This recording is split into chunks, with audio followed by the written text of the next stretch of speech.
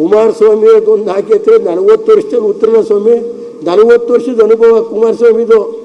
ಏನಾದ್ರು ಒತ್ತುವರಿ ಮಾಡ್ಕೊಂಬಿಟ್ಟು ಅಕ್ಕಪಕ್ಕದಲ್ಲಿ ಯಾವ್ದಾದ್ರು ಮಾಡಿಬಿಟ್ಟಿದ್ರೆ ಕುಮಾರಸ್ವಾಮಿ ನಾನು ಅದಕ್ಕೆ ಸ್ಪೆಷಲ್ ಇನ್ವೆಸ್ಟಿಗೇಷನ್, ಸುಪ್ರೀಂ ಕೋರ್ಟಿ ಲಾಯರು, ಹೈಕೋರ್ಟಿ ಡಬಲ್ ಲಾಯರು, AG ಕುಮಾರಸ್ವಾಮಿ 4 ಎಕರೆಗೆ ಪ್ರಕಾಶ್ ದೇವೇಗೌಡರ ಕುಟುಂಬ ಯಾವುದು ಆ ಪಾಪದ ಕೆಲಸ ಮಾಡಿಲ್ಲ.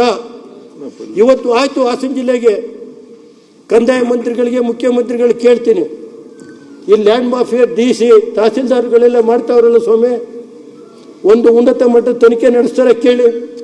ಕೊಟ್ಟರೆ ನಿಮ್ಮ ಕಂದಾಯ ಇಲಾಖೆ ಕಾರ್ಯದರ್ಶಿಗಳು ಸರ್ 3 ಸಾರಿ ಕಂದಾಯ ಇದನ್ನ ಎಂಕ್ವೈರಿ ಮಾಡೋಕೆ ಹಾಕ್ಕೊಂಡವ್ರೆ, 3 ಸಾರಿ ಇಲ್ಲ. ಮೊನ್ನೆ ಒಂದು ಉತ್ತರ ಕೊಡ್ತಾರೆ, ಸರ್ ತನಿಖೆ ಆಗ್ತಾ ಇದೆ, 2 ವರ್ಷದಿಂದ ತನಿಖೆ ಬೇಕಾ?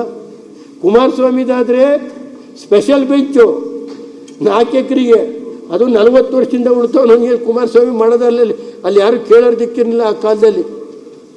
ಇವತ್ತು ಯಾವ ರೀತಿ ರಾಜಕೀಯ ದ್ವೇಷ ನಡೀತಾ ಇದೆ, ಕಂದಾಯ ಇಲಾಖೆದ ದಾಖಲೆ ಸಹಿತ ಕೊಡ್ತೀನಿ.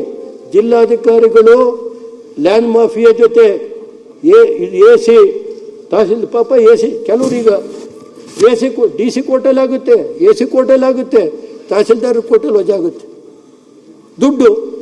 ಈಗ ಇದು ಮುಸಲ್ಮಾನರಿಗೆ ಓಟ್ ಕೊಡುವಂಥ ಜಾಗ ಇದು. ಈ ಸರ್ಕಾರಕ್ಕೆ 100% ಮುಸಲ್ಮಾನರು ಓಟ್ ಕೊಟ್ಟು ಗೆಲ್ಲಿಸುವಂಥವರಿಗೆ ಉದಾಹರಣೆಗೆ ಹೇಳಿದರೆ, ಮೊನ್ನೆ ಸಭಾಧ್ಯಕ್ಷೆ ನನ್ನ ಕಾನ್ಸ್ಟಿಟ್ಯೂನ್ಸಿ ಉಲ್ವಾಲ ಅಂತೇಳಿ ಮುಸಲ್ಮಾನರದ್ದು ಜಮೀನು 1 ಎಕರೆ 65, ಸುಮಾರು 1.5-2 ಕೋಟಿ ರೂಪಾಯಿ ಆಸ್ತಿನ ಖಾದರ್ ಸಾಹೇಬ್ರೆ ನೀವು ನಿಮ್ಮ ಅಧ್ಯಕ್ಷರು ನೀವು ರಕ್ಷಣೆ ಕೊಡಬೇಕು. ಅಲ್ಪಸಂಖ್ಯಾತರ ಪರ ನೀವು ಆ ಚೇರಲ್ಲಿ ಕೂತ್ಬಿಟ್ಟಿದ್ದೀರಿ.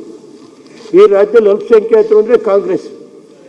ಇವತ್ತು ನಾವು ಅಷ್ಟೆಲ್ಲ ದೇವೇಗೌಡರು ಮಾಡಿದ್ರು 30 ವರ್ಷ FTR ಕೊಟ್ರಪ್ಪ, ಆದರೂ ದೇವೇಗೌಡರು ರಿಸರ್ವೇಷನ್ ಕೊಟ್ಟರು 5%.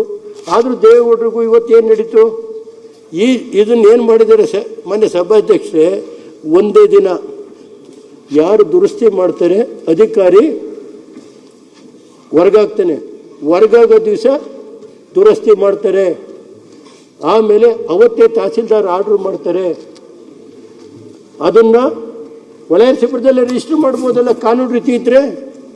ನುಗ್ಗೇಳಿಗೆ ಹೋಗ್ಬೇಕಾ?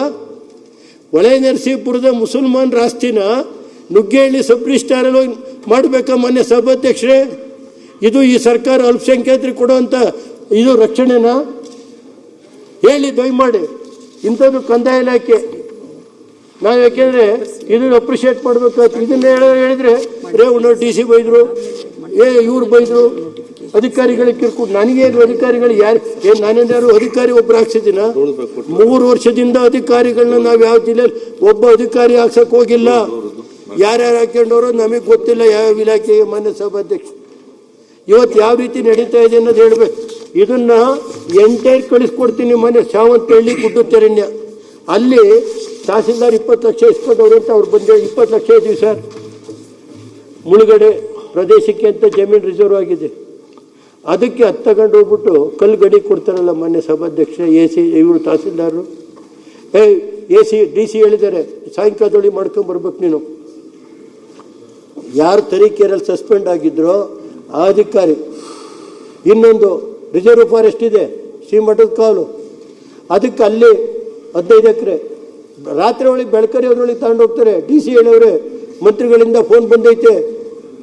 ಮತ್ತು ಅದೇ ರೀತಿ ಮೊನ್ನೆ ಕಲ್ಲಡೆ ಬಾರೋ ಕಾಲು ಅಂತೇಳಿ ರಾತ್ರೆಲ್ಲ ಲೂಟಿ ನಡೀತಾ ಇದೆ. ಅಲ್ಲಿ ರಿಸರ್ವ್ ಪರಿಶಿಷ್ಟ ಸಮಾಜದ ಜಮೀನಿನಲ್ಲಿ ಕಲ್ಲು ಗಣಿಗಾರಿಕೆ ನಡೆದು ಮೈಸೂರಿನ ಸರ್ವೆ ಜಾಯಿಂಟ್ ಕೆಲವು ಅಧಿಕಾರಿಗಳ ಮೇಲೆ ಕ್ರಮ ತಗಬೇಕು ಅಂತೇಳಿ ಮೊನ್ನೆ ಸಭಾಧ್ಯಕ್ಷೆ ಕಲ್ಲಡೆ ಬಾರೋ ಕಾಲು ಈಗಾಗಲೇ